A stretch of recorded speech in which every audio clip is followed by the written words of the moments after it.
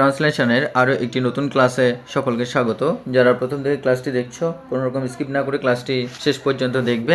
আশা করি ক্লাসটি তোমাদের খুবই হেল্পফুল হবে। তো চলো প্রথমে আমরা আজকের প্যাসেজটির যে লাইনটি দেখব সেটি হচ্ছে যে মুসলমান শাসকগণের মধ্যে আকবর যে শ্রেষ্ঠ ছিলেন সে বিষয়ে কোনো সন্দেহ নাই। অর্থাৎ ছিলেন থেকে কিন্তু আমরা এটা সিম্পল পাস্ট টেন্সে লিখব। তো কীভাবে লিখব চলো দেখা যাক। প্রথমে লিখব যে আমরা দেয়ার ইজ নো ডাউট, অর্থাৎ কোনো সন্দেহ নেই, there is no doubt that যে অ্যামং দ্য মুসলিম রুলার্স, অর্থাৎ মুসলিম রুলার্সদের মধ্যে আকবর ওয়াজ, এটা হচ্ছে সাবজেক্ট আর এখানে ভার্বের সেকেন্ড ফর্মের কাজ করছে। আকবর ওয়াজ দ্য গ্রেটেস্ট, অর্থাৎ আকবর ছিলেন সবচেয়ে মহান বা আকবর ছিলেন সবচেয়ে শ্রেষ্ঠ। বা দেয়ার ইজ নো সাসপিশন বলতে পারি বা আনসার্টেনিটি বলতে পারি। No uncertainty, there is no uncertainty বা দেয়ার ইজ নো ডাউট বা দেয়ার ইজ নো আনসার্টেনিটি অর্থাৎ অনিশ্চয়তা। বা দেয়ার ইজ নো হেজিটেশন বলতে পারি, দেয়ার ইজ নো হেজিটেশন বা দেয়ার ইজ নো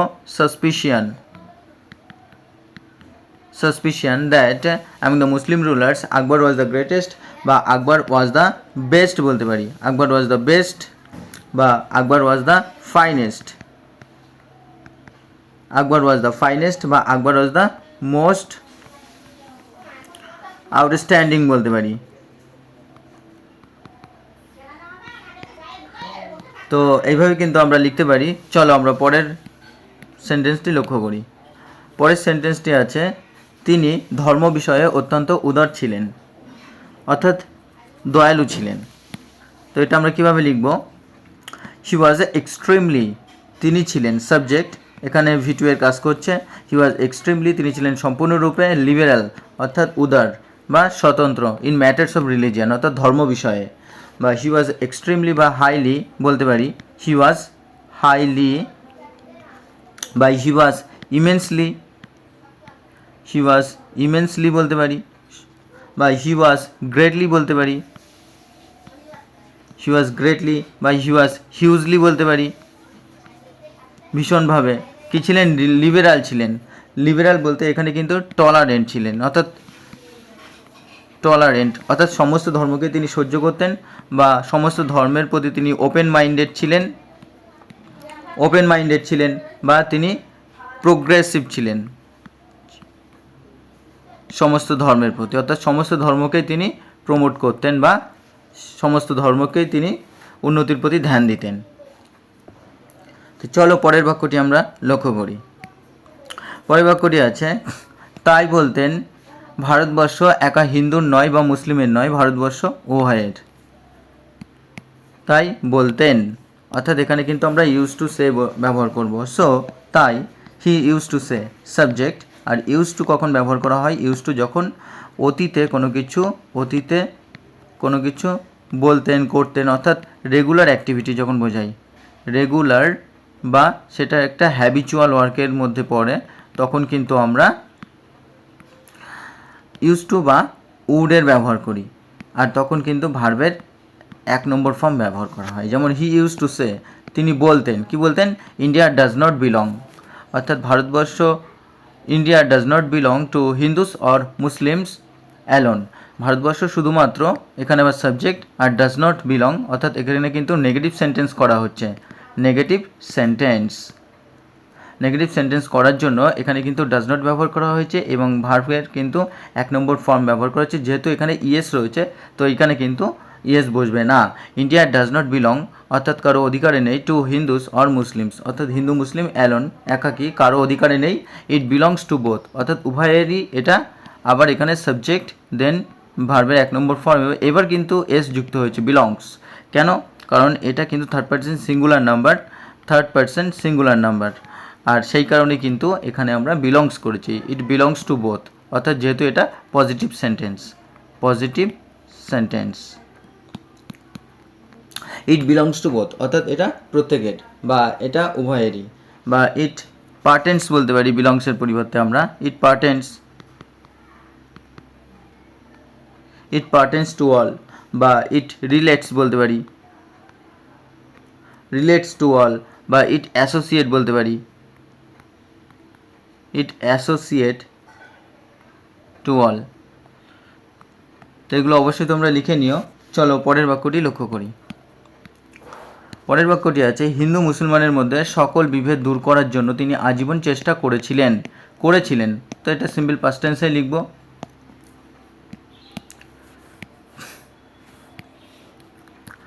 তো he made subject life long efforts, made V2 অর্থাৎ করেছিলেন, আর লাইফ লং এফোর্টস হচ্ছে আজীবন চেষ্টা করেছিলেন।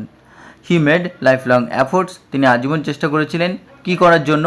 To remove all divisions, to remove অর্থাৎ দূরীভূত করতে বা দূর করার জন্য, অল ডিভিশনস অর্থাৎ সকল বিভেদ, বিটুইন হিন্দুস অ্যান্ড মুসলিমস অর্থাৎ হিন্দু মুসলিমদের মধ্যে যে বিভেদ অর্থাৎ সেটাকে তিনি কিন্তু আজীবন দূরীভূত করার জন্য চেষ্টা করেছিলেন। তো এখানে হচ্ছে সাবজেক্ট হি মেড, তিনি করেছিলেন, লাইফ লং এফোর্টস কী চেষ্টা করেছিলেন সারা জীবন কী করার জন্য? টু রিমুভ অল ডিভিশনস অর্থাৎ সমস্ত বিভেদ, বিটুইন হিন্দুস অ্যান্ড মুসলিমস। তো এইভাবে ভেঙে ভেঙে করলে কিন্তু বুঝতে সুবিধা হবে এবং তোমাদের লিখতেও সুবিধা হবে। তো আমরা লাইফ লংকে আমরা পারপেচুয়াল বলতে পারি, পারপেচুয়াল অর্থাৎ আজীবন, বা আমরা বলতে পারি লাস্টিং একটা স্থায়ী, বা আমরা বলতে পারি এন্ডিউরিং সুদূর প্রসারী। অ্যাফোর্টস হচ্ছে চেষ্টা, বা আমরা অ্যাটেম্পটস বলতে পারি, অ্যাটেম্পটস চেষ্টা করা, বা আমরা বলতে পারি এন্ডিভোর্স চেষ্টা করা, বা আমরা স্ট্রাগলস বলতে পারি।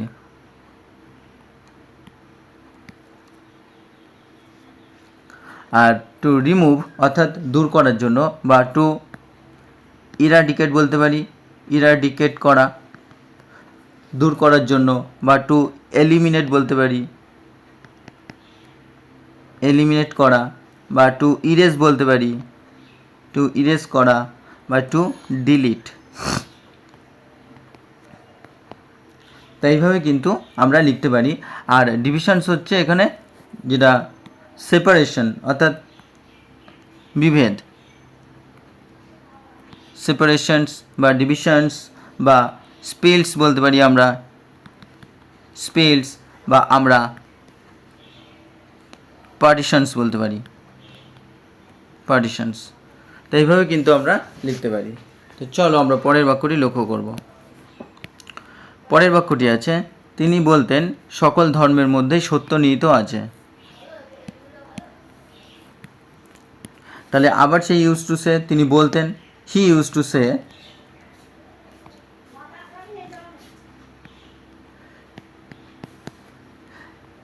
তো এটা কিন্তু একটি ফ্রেজ যেটা আমরা উডের পরিবর্তেও ব্যবহার করতে পারি, বা এখানে আমরা উডও ব্যবহার করতে পারি। হি ইউজ টু সে, তিনি বলতেন, ট্রুথ লাইস অর্থাৎ সত্য নিমজ্জিত আছে উইদিন অল রিলিজিয়ান্স, সমস্ত ধর্মের মধ্যেই সত্য নিহিত আছে বা নিমজ্জিত আছে। বা তিনি বলতেন, হি ইউজ টু সে, যে রিয়ালিটি, ট্রুথ বা রিয়ালিটি, ট্রুথ রিয়ালিটি বা ভেরিটি বলতে পারি, ভেরিটি, বা আমরা অ্যাকিউরেসি বলতে পারি, যথার্থতা সমস্ত ধর্মের মধ্যে রয়েছে, বা সমস্ত ফেথ বলতে পারি, বা বিলিফস বলতে পারি, বা আমরা ক্রিটস বলতে পারি সমস্ত ধর্মমতের মধ্যে। চলো আমরা পরের বাক্যটি লক্ষ্য করি। তার উদারনীতি ও সুশাসনের ফলে হিন্দু মুসলমানকে তিনি একত্র করতে পেরেছিলেন বা এক জায়গায় করতে পেরেছিলেন। তো এখানে পেরেছিলেন অর্থে আমরা কিন্তু ব্যবহার করব থ্রু হিজ লিবারাল পলিসিস, অর্থাৎ তার যে এই উদারনীতি, তাহলে তার উদারনীতির মাধ্যমে through his liberal policies and good governance এবং সুশাসন। তো এর মাধ্যমে তিনি কি করেছিলেন? হি ওয়াজ অ্যাবেল, তিনি সক্ষম হয়েছিলেন, বা আমরা এটাকে কিন্তু বলতে পারি হি কুড, তিনি পেরেছিলেন। Two unite, he could unite, তিনি ইউনাইট করতে পেরেছিলেন, একত্রিত করতে পেরেছিলেন, অথবা যেটা লেখা আছে হি ওয়াজ অ্যাবেল টু ইউনাইট, তিনি সক্ষম হয়েছিলেন একত্রিত করতে হিন্দুস অ্যান্ড মুসলিমস। এভাবে কিন্তু আমরা লিখতে পারি। তো এখানে পলিসিস বলতে তার স্ট্র্যাটেজিসকে বোঝাচ্ছে, তার যে স্বতন্ত্র বা স্ট্র্যাটেজিস, তার যে কৌশল বা তার যে প্ল্যানস, বা তার যে রুলস, শাসন, আর গভর্নেন্স, গুড গভর্নেন্স অর্থাৎ ভালো শাসন, যেটা আমরা গুড অ্যাডমিনিস্ট্রেশন বলি।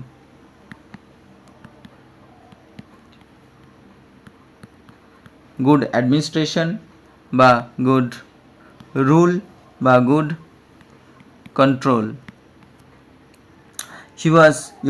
তিনি একত্রিত করতে পেরেছিলেন। হি ওয়াজ অ্যাবল টু ইউনাইট বা হি ওয়াজ অ্যাবল টু মার্জ, একত্রিত করা, বা হি ওয়াজ অ্যাবল টু কম্বাইন বা হি ওয়াজ অ্যাবল টু জয়েন। তো চলো আমরা পরের বাক্যটি লক্ষ্য করি। পরের বাক্যটি হচ্ছে তিনি নিজে লেখাপড়া জানতেন না। তাহলে তিনি নিজে কিন্তু এখানে আমরা রিফ্লেক্সিভ প্রোনাউন ব্যবহার করব, হি হিমসেলফ। তো যখন নিজে কোনো কাজ করা হয় সেটাকে কিন্তু আমরা রিফ্লেক্সিভ প্রোনাউন ব্যবহার করি, হি হিমসেলফ, তিনি নিজে। আর এখানে কি, এটা হচ্ছে personal pronoun. He himself was illiterate, তিনি নিজে ছিলেন অশিক্ষিত, বা হি হিমসেলফ ওয়াজ আনএডুকেটেড, বা হি হিমসেলফ ওয়াজ আনস্কুলড, বা হি হিমসেলফ ওয়াজ ইগনোরেন্ট বলতে পারি, অজ্ঞ। তো চলো আমরা পরের বাক্যটি লক্ষ্য করি।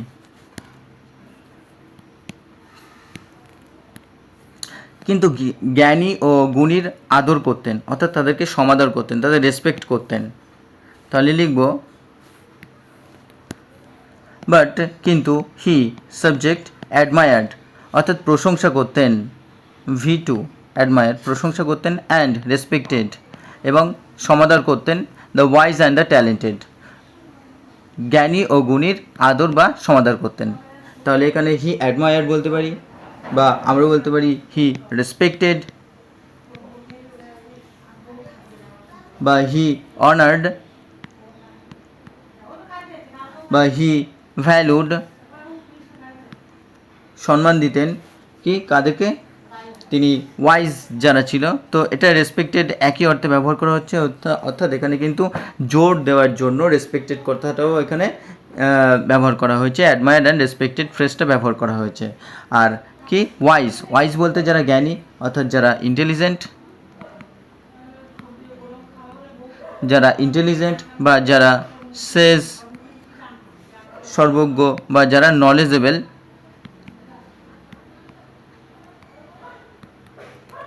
অ্যান্ড ট্যালেন্টেড যারা ছিল, ট্যালেন্টেড বলতে যারা গিফটেড বলতে পারি, ভগবান প্রদত্ত জ্ঞান যাদের মধ্যে রয়েছে, বা যারা স্কিলড অর্থাৎ যারা মহান মানুষ, বা অ্যাবেল্ড যারা। তো সেই ক্ষেত্রেও তিনি কিন্তু তাদেরকে সম্মান করতেন, অর্থাৎ জ্ঞানী গুণীর আদরও করতেন। তো চলো আমরা পরের বাক্যটি লক্ষ্য করি। পরের বাক্যটি আমরা দেখব যে তার সবাই বহু জ্ঞানী গুণী লোক ছিলেন। তার সবাই অর্থাৎ তার যে রাজসভা, many wise and talented, wise already বলেছি, ট্যালেন্টেড বা যারা ইন্টেলিজেন্ট, অ্যান্ড ট্যালেন্টেড বলতে এখানে আমরা গিফটেড বা স্কিল বলবো। পিপল ওয়্যার প্রেজেন্ট, অর্থাৎ তারা উপস্থিত ছিলেন, ইন হিজ কোর্ট, তার রাজসভায় উপস্থিত ছিলেন, বা আমরা বলবো ইন হিজ রয়্যাল চেম্বার বলা যায়, বা রয়্যাল প্যালেস বলা যায়, বা কিংস হল বলা যায়, রাজা রাজসভায়। সুতরাং এইভাবে কিন্তু লেখা যেতে পারে। তো বন্ধুরা, এই ছিল আজকের একটি very important Bengali to English ট্রান্সলেশনের প্যাসেজ। আশা করি তোমাদের ক্লাসটি ভালো লেগেছে। যারা প্রথম থেকে ক্লাসটি দেখছিলে তাদেরকে অসংখ্য ধন্যবাদ। তোমরা এইভাবে প্রতিনিয়ত ক্লাসটি দেখতে থাকো, বেশি করে লাইক, কমেন্ট, শেয়ার করো, সাপোর্ট করতে থাকো। তোমাদের জন্য প্রতিনিয়ত ক্লাস আনবো এবং ফ্রিতে থাকবে সমস্ত ক্লাসই। তো ধন্যবাদ, চলো দেখা হচ্ছে পরবর্তী ক্লাস।